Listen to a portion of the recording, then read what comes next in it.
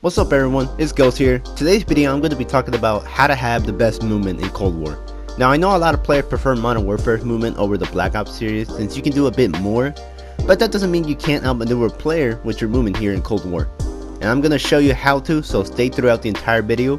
But before we start, I'm going to be talking about a few things that I've talked about before, but it's all because everything connects to one another. The more often you hear about something, the more often you're bound to remember it. So I hope you enjoy. And now, onto the video. Now we'll start off with slide canceling. Now in Cold War, slide canceling actually slows down your player when you do it over and over again, unlike Modern Warfare.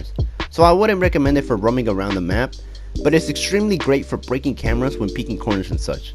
A sprint burst followed by a stopping motion can make a player overshoot or just not react fast enough. Now I know it got nerfed recently, but it doesn't mean it's unusable, to be honest.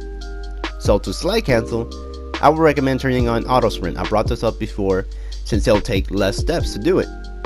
Basically you'll sprint almost always, and just as soon as you slide in ADS, and boom, you have slide cancel. Simple as that.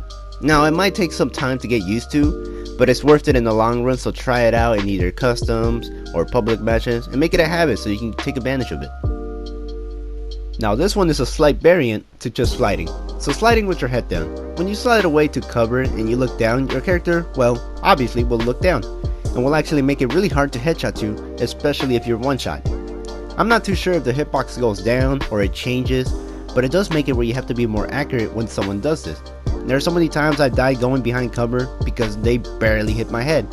And I know you can't see much of a difference, but when you slide normally and then slide with your head down behind cover, it does for sure make it harder to hit your head, which is why you can escape most of the time like that. So not too difficult to do, but you do have to get into the habit of doing it in situations where you just have to get out of a gunfight. So now on to snaking. Snaking is a bit more advanced for some players since it'll require you to kind of press your prone, slide, and sprint button a lot. So to do this, you kind of have to start to drop shot followed by double clicking the sprint button. Even if you have auto run like me, it'll work, probably even better to be honest. Then you can fire or even slide cancel to mix it up. You can have a variety of things to do. Now, to know that you've done it correctly, you'll see your left hand kind of do a motion as you're getting back up. It'll look like you're pushing yourself up as you do the double click on your sprint button. That's how you know you've done it correctly. Now by snaking, you'll be outmaneuvering your opponent in either in the open, on a power position, or on a head glitch. It'll take some practice to get the hang of it, but it's extremely powerful when in the right hands and situation. Now mantling is one that's very simple to explain. When you mantle over something obviously. But the reason I'm bringing this up is when it comes to half walls or heights that seem kinda big. 30 mantles to be exact. In Cold War you can mantle almost on anything. And you actually have a great reach at places that seem too high up. With a jump and then a mantle, or just by mantling by being near it. And you'll get up it. Now let's say a player is right over that mantle. As you're mantling from your perspective, it'll actually make it so you see that player before they can see you. And this is backed up by the enemy's perspective, so take advantage of these spots and any other places you can mantle onto to get the jump on your opponent. Now another sliding variant. This one is a bit different than regular sliding and slide canceling. So in tryhard games, their movement has almost always been the same in every one that has to do with sliding. The same can be said about this one. When you slide off any edge, window, or cliff that's kinda thin, you get a boost right off the bat, which is great when you get to jump on the player by breaking their cameras or by getting to a point faster than the enemy. So not too hard, but you just gotta recognize where you can and where you cannot do it. This one is fairly new I'd say, and that's crouch spamming. So when you crouch spam, it'll actually make it harder for you to get hit and tracked, whether you're on a head glitch or out in the open doing a little side shuffle.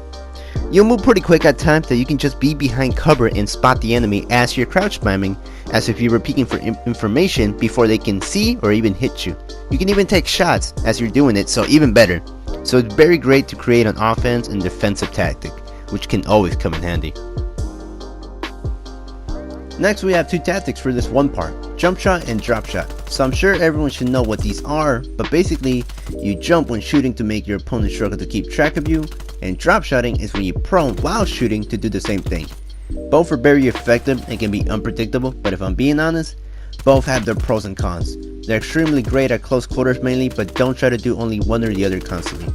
And not in every gunfight, since when you mix it up, you'll make your opponent struggle to counter it, since they won't know which move you'll be doing next, if either one. Now you should probably switch to a button layout or learn how to play claw to make it easier for you to do at least one of them constantly, as they can probably even save you in a gunfight. Finally, we have strafing, again, one I brought up before, but mainly that was when peeking corners.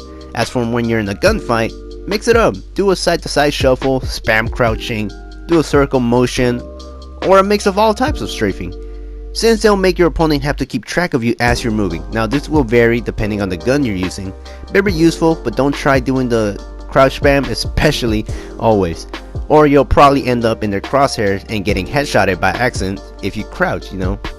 Not everyone will aim high. Now that's going to be it for today's video. Again, I hope this video helped. Share it with others so you can learn it as well.